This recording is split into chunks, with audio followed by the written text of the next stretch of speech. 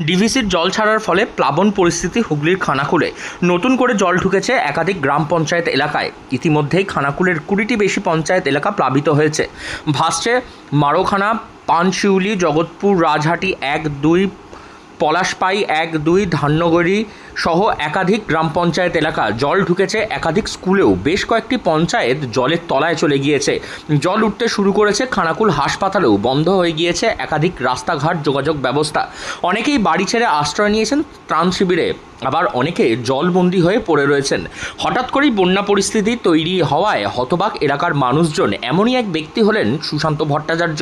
বাড়িঘর তালা দিয়ে বেড়াতে গিয়েছিলেন তিনি পুরী। বিগত শনিবার যখন তিনি বাড়ি থেকে রওনা দিয়েছিলেন তখনও পরিস্থিতি এতটা খারাপ হবে সেটা বুঝতে পারেননি তিনি। বৃহস্পতিবার যখন তিনি বাড়ি ফেরেন তখন পরিস্থিতি দেখে তার মাথায় হাত।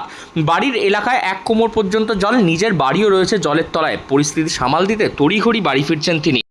গিয়েছিলাম পুরী বেড়াতে, গত শনিবার বেরিয়েছিলাম।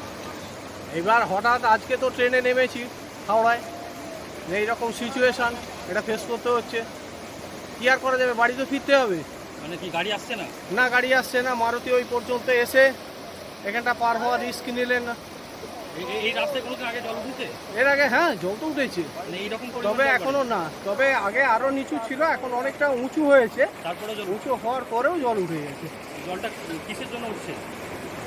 নদীর বাঁধ ভাঙার জন্য ডিবিসি জল ছাড়ছে। হ্যাঁ, এত পর্যাপ্ত বৃষ্টি হলে তো ডিবিসি বা করে কি? খানাকুলের পরিস্থিতি কি এখন?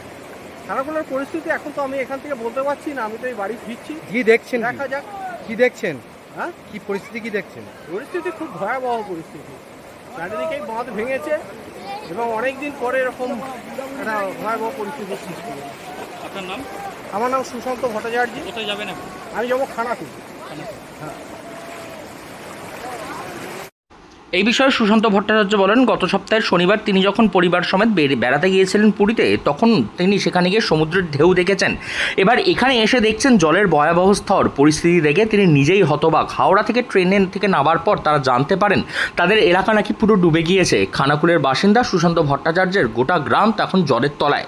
কোথাও 1 কোমর জল, কোথাও আরও বেশি জল দাঁড়িয়ে রয়েছে বিভিন্ন জায়গায়। ডিভিসির জল ছাড়ার ফলে এখন মাথায় হাত সুশান্তর মতন একাধিক গ্রামবাসীর।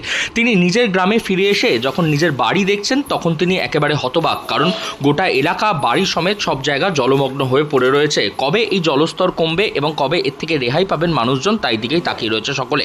হুগলি থেকে রাহি হালদার, লোকাল 18 বাংলা।